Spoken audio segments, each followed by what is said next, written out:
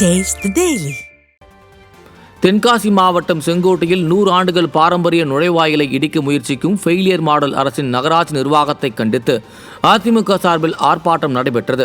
செங்கோட்டை நகராட்சிக்கு உட்பட்ட நுழைவு பகுதியில் உள்ள சுமார் 100 ஆண்டுகள் பழமையான நுழைவாயில் பிரதான நினைவு சின்னமாக கருதப்படுகிறது. இந்நிலையில் இந்த பழமையான நுழைவாயிலை இடித்து அப்புறப்படுத்துவதாக நகர்மன்ற கூட்டத்தில் தீர்மானம் கொண்டு வரப்பட்டது.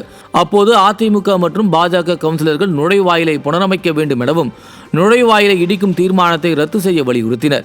இந்நிலையில் பழமையான நுழைவாயிலை இடிக்கும் ஃபெயிலியர் மாடல் அரசின் நகராட்சியை கண்டித்து செங்கோட்டையில் அதிமுகவினர் ஆர்ப்பாட்டத்தில் ஈடுபட்டனர். இதில் கழக நிர்வாகிகள் மற்றும் பாஜகவினர் ஏராளமானோர் கலந்து கொண்டு ஃபெயிலியர் மாடல் அரசை கண்டித்து கோஷங்களை எழுப்பினர்.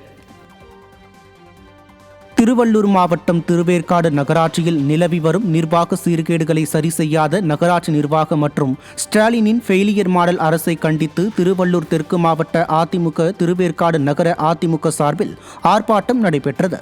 திருவேற்காடு நகராட்சியில் கொசு மருந்து அடிப்பதில்லை, குப்பைகள் சரிவர அள்ளுவதில்லை என நகராட்சி அலுவலகம் அருகே கழக இளைஞர் மற்றும் இளம் பெண்கள் பாசறை மாநில செயலாளர் VPB பரமசிவம் தலைமையிலும் அதிமுக முன்னாள் அமைச்சர் அப்துல் ரஹீம், தெற்கு மாவட்ட செயலாளர் அலெக்சாண்டர், கழக அமைப்பு செயலாளர் திருவேற்காடு சீனிவாசன் முன்னிலையிலும் இந்த போராட்டம் நடைபெற்றது. இந்த போராட்டத்தில் கழக நிர்வாகிகள் ஏராளமானோர் கலந்து கொண்டு ஸ்டாலினின் ஃபெயிலியர் மாடல் அரசை கண்டித்து கோஷங்களை எழுப்பினர். பாதுகாப்பில்லை, பாதுகாப்பில்லை. திமுக ஆட்சியிலே பெண்களுக்கு பாதுகாப்பில்லை. கண் துடைப்பு, கண் துடைப்பு. திராவிட மாடல் ஆட்சியிலே சட்டம் ஒழுங்கு, கண் துடைப்பு.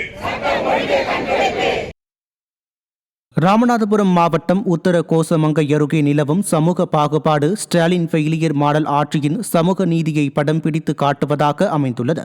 நல்லிகை கிராமத்தில் சுமார் 50 குடும்பங்கள் வசித்து வரும் நிலையில் அதில் 15 குடும்பங்களைச் சேர்ந்தவர்கள் மீது சமூக வேற்றுமை காரணமாக கடும் கட்டுப்பாடுகள் விதிக்கப்பட்டுள்ளதாக அதிர்ச்சி தகவல் வெளியாகியுள்ளது. குறிப்பாக அவர்கள் கோயில்களில் வழிபாடு நடத்த தடை விதிக்கப்பட்டுள்ளதோடு அவர்களிடம் ஊர் விவகாரம் குறித்து எதுவும் பேசாமல் ஒதுக்கி வைப்பதாகவும் கூறப்படுகிறது. இது குறித்து மாவட்ட ஆட்சியர் உள்ளிட்ட அதிகாரிகளிடம் புகார் அளித்து நடவடிக்கைக்காக காத்திருக்கின்றனர்.